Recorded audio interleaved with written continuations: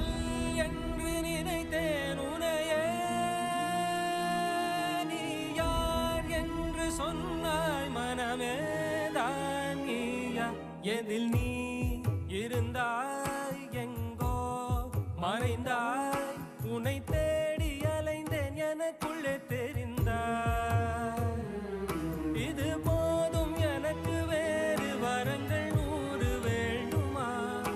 இறைவா இதுதான் நிறைவா? உணர்ந்தே